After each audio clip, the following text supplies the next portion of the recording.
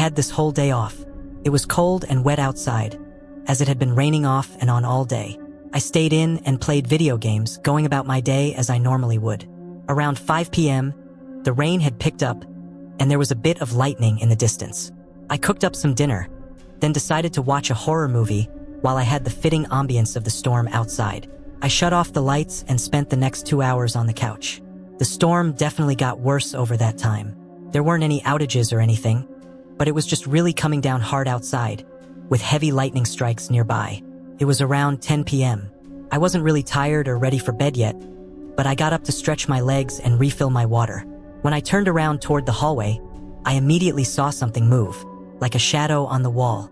It was quick, just a split second, too short for me to really understand what I saw or even be sure that what I saw was real. I froze in place for a moment, then walked over and looked around, only to find nothing but an empty hallway. Maybe it was a flicker of light coming through the window from a far-off lightning strike. I also just got finished with the horror movie, so I could have been a little on edge and just seeing things. I honestly chalked it up to nothing and forgot about it after less than a minute. I refilled my water and checked on the storm going on outside.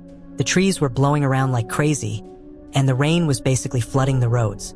We didn't get many big storms like this around here, so it was always interesting when we did. Our town definitely wasn't built for them.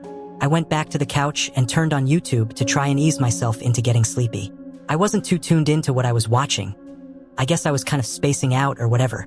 But then, again, I saw a shadow on the wall behind the TV move. It was like something behind me just peeked around the corner for a split second. I jolted my head around and looked at the opening to the living room. Nothing was there. I got up and walked over, looking all around that area, but I saw nothing at all. I didn't know what the hell was going on. It was like I was just seeing things, but I never had it happen twice like that before. Was I just sleepy? I didn't feel like it. I thought that the horror movie and the storm outside would make for a chill night, but this was far from it. Now, I still thought it was nothing, but there was that tiny feeling in the back of my mind that it wasn't nothing. I spent another 15 minutes on the couch, but decided to go to bed afterward. I shut off the TV and headed upstairs. I still wasn't tired, and even less so after everything happening. So I hopped in the shower to relax myself before getting in bed. I turned on the water and tried to calm down. I was in there for maybe 5 minutes. Through the water, a sudden violent thud rang through the house. It was loud, vibrating through the floors. My whole body shivered as I shut off the water and quickly got dressed. With the water off, the house was quiet now. Not even the slightest sound. I felt like my ears were ringing just from the disturbing silence that followed the thud. I slowly made my way into the hallway and then down the stairs. I walked through the living room and then the kitchen. The back door was barely hanging on from the top hinge, completely open, and splinters of wood covered the floor under it. The 2 other hinges looked like they were ripped out of the wooden doorway. I ran up to my room and called 911, locking myself in the bathroom. That whole time I waited. I thought I was trapped inside my home with someone. But when the cops arrived, we quickly realized that wasn't the case. The door wasn't ripped off the hinges from the outside. It was from the inside. It was like someone angrily left, swinging the door open so hard that it slammed back into the wall and ripped the screws out of the doorway. Whoever it was had been inside my house that whole night. Likely, the shadows I saw were them inside my home, probably moving as soon as I looked at them. I have no idea how long they were there for, or what they were doing in my home, watching me for. It's also really strange that they destroyed my door like that, like they were frustrated. I've never slept well in this house since then. This was last winter. I can't recall exactly when, but I know it was snowing a lot during this week, and I barely left the house because of it. I worked what I think is called hybrid, so sometimes from home and sometimes in the office. Because of the snow, I stayed home this whole week and worked from a small desk in my bedroom. My house was small, only 1 story and just 2 bedrooms. On this day, I got up and made coffee, then sat down to work and pretty much stayed at my desk until 8 p.m. It was windy and snowing outside the whole day. When I finally got up, I made dinner, then cleaned up around the house, then went outside to bring the trash bins down to the curb. As I was walking back to the front door, I noticed the snow on the left side of my house looked strange. Like everywhere else, it was piled up flat, but over there, something clearly had messed with it. So I walked over to get a closer look and could quickly recognize that it was a line of shoe prints going through the snow. This was a little concerning because it was really close to my house, not just like kind of in the area. I followed the prints going all the way down the side of my house until there were suddenly no more at the end. It looked like they'd moved around in this one spot for a while, and it was directly outside the window to my bedroom that I was working in. This was extremely creepy. I mean, it was cold, windy, and snowing. Why was anyone even outside walking around to begin with and going up to my window? Thankfully, I had the blind shut, but you could still kind of see through the cracks. Right on the other side of the window was my desk, so they could have been watching me. I hoped I was just overthinking it. I went back inside and warmed up. I didn't exactly know what else to do about it. Obviously, they weren't there anymore, so there was nothing to do. I continued with my night, eventually going to bed around 11 o'clock. I had checked out the window one last time before sleeping, and the snow had covered up all the tracks from before, and there were no new ones, so I felt better. I triple-checked that it was locked, then got in bed. I slept through the night. The first thing I did once I woke up was go over to the window and check again. My tired face immediately woke up. There were fresh prints in the snow again, right by the window. I quickly threw on my jacket and snow boots and ran outside. The prints were almost exactly the same as before, going up to the side of my house and piling up right under my window. I looked around at the empty blanket of snow that covered the rest of the ground near my house, but there were no signs of anything else or anyone nearby. I went back inside. I ended up calling the non-emergency police number to report what was going on. I knew they wouldn't be able to do anything, but I thought that at least if something did happen, they would be aware of the situation. After that, I had to work. Though I tried to check out the window every so often, the snow slowly filled in the shoe prints, and I never saw anything more. I got out of work at 8 again, so the sun had long set, and the night was cold and windy. I got up from my desk and went to the window, pushing aside the blinds and seeing flat, untouched snow. The relief I felt was immense, but my eyes floated down just as I was letting go of the blinds, and my heart nearly stopped. The latch was undone. It wasn't locked anymore. Couldn't believe it. I had triple-checked it last night and never touched it since. I shakily reached my hand down and grabbed the handle. The window opened with ease. I felt my heart racing. They had to have unlocked it last time they were here, which was in the middle of the night. How did I not hear it? And did they get inside? I backed away and crept into the hallway. My eyes sifted through every inch of the hallway as I slowly made my way to the front door. I got my keys and put my boots on, then ran out to my car. I called the police and stayed in the driveway. I don't think my car could make it out of the snow, even if I wanted to leave. 10 long minutes later, an officer pulled up. He went inside to make sure it was clear. Time seemed to move extremely slow. I waited as the minutes passed. Once it got close to 5 whole minutes, I knew something was wrong. Then he finally came out with a man in handcuffs. Both the officer and the man were covered in blood, clearly having gotten into an altercation. The officer said he was hiding in a hallway closet and jumped him. The man was 45 and just had that creepy, evil look to him. There was no saying what he was trying to do, but clearly he was capable of violence. I don't know what would have happened had that gone on for any longer.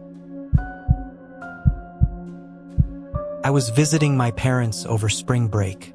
This was the first time I tried out Airbnb, since the city I was going to was small and Airbnbs were cheap there. I made the 2-day drive and pulled in just after the sun had set. As I parked in the driveway and got my stuff out of the car, I looked around at the neighborhood I was in. The atmosphere felt a little off. It was very dark and not busy in any way at all. No street lights on the road, and nobody walking around or driving. And the Airbnb home I was at was the only house with lights on. It wasn't even that late, but all the other houses were dark. There were maybe 1 or 2 lights in a couple of houses, and that was it. Maybe things around here were just different. I didn't know. I headed into the house and got my things unpacked. I had no plans for this night aside from resting from the long drive and just getting comfortable at the rental. I ate some snacks and turned on a movie in the bedroom. Couple hours went by. It was probably around 9 or 10 when I heard something outside of the room. I paused the TV and waited a few seconds. Then I heard it again. It was someone knocking on the front door. I immediately checked my phone, thinking maybe I missed a call from the host, but I had nothing. I got up and went down to the front door. That whole time, they were continuously knocking, so it seemed like they actually needed me for something, and it wasn't just a salesman or whatever. I opened the door.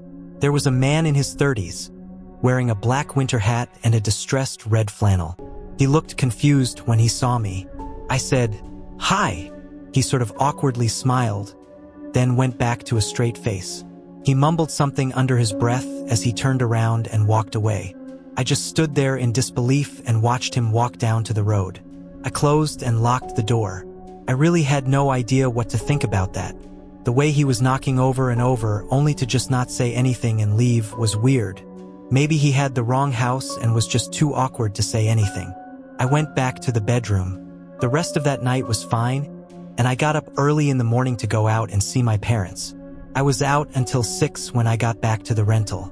I was pretty tired again, so I went to the bedroom and just watched TV and chilled for the rest of the night. But around 9 again, there was that same knocking at the front door. This time, I was more worried than confused. I still checked my phone again for any texts or calls, but there wasn't anything. I was a little more cautious walking up to the door this time.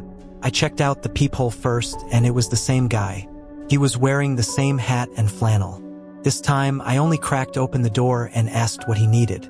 The man's reaction was almost identical to last time, except it was more dramatic, like he really didn't expect to see me again. "Is everything okay? Was there someone you were looking for?" The man looked at me with a straight, hollow face. "No," he said in a monotone voice. He turned and walked away again. I really didn't know what that guy was looking for or who he thought lived here, but it was getting creepy. I went back to the bedroom but left the door open to the hallway so I could hear better. Something about this was really strange, and I didn't like it at all. Couple hours went by. It was late, so I turned off the lights and went to bed. When I woke up, my eyes opened to the pitch-black bedroom. It was dark and quiet, still the middle of the night. I wasn't sure why I had woken up, but I sat up, and I started to hear something from outside, maybe like a whisper or something.